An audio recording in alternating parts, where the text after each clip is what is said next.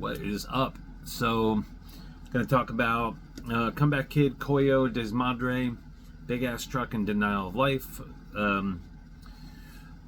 Comeback Kid celebrating 20 years of their album Wake the Dead, and so they put together this really cool kind of hardcore with tinges of punk and rock, maybe a little bit of metal, a beat down, and yeah, it was a really interesting night. I wasn't sure how it was going to go, just because I was never into Comeback Kid back when like the album was released, and I'm still getting to know them.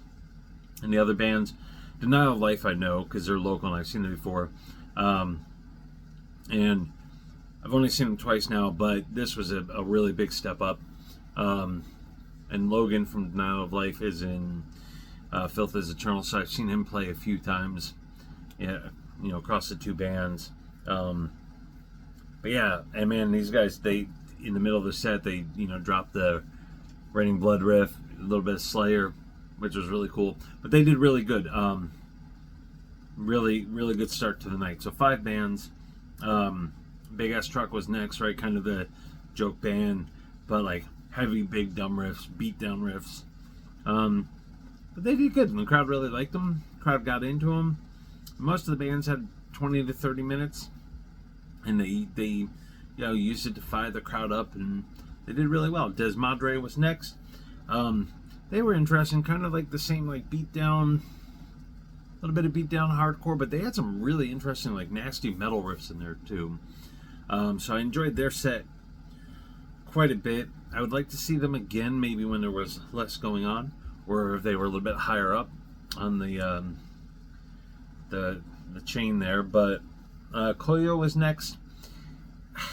I mean, to me, they feel emo. I don't know. People refer to them. It's kind of like hardcore, kind of a little punky. I don't know. Koyo wasn't for me, but the crowd fucking loved them. The crowd was really into them.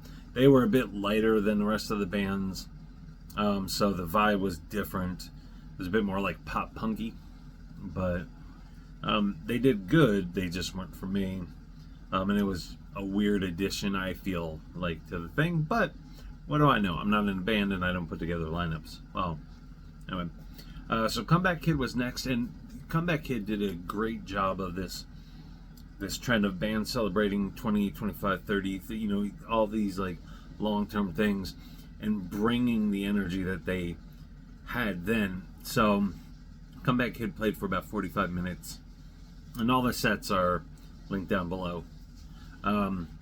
But it was just like it built and built and built and built, and then there was a little bit of a lull, but the energy just kept going. The crowd got more wild, and it was nearly sold out. So we're probably around 700 people.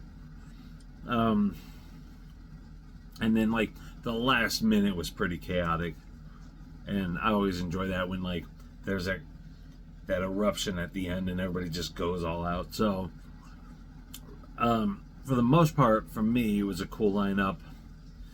You know, I don't know entirely that it worked as well as it could have, but I think Comeback Kid did a great job of, right, they played the album in its entirety. They played a few other kind of deep cuts, and the crowd seems very happy.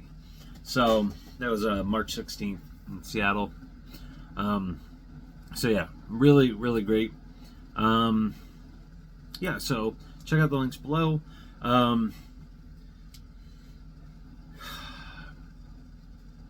And if you like what you see on here, please leave some comments. Leave some comments on the videos. You know, this is pretty straightforward stuff, but your feedback helps. And honestly, like, trying to really build up the subscriber pool. You know, I want to know what counts as quality for people watching these things. I know there's a ton of content out, blah blah blah, but I want to know what people are really looking for. So your feedback makes a difference. High on Fire is the next show coming up in a couple days, so check it out then.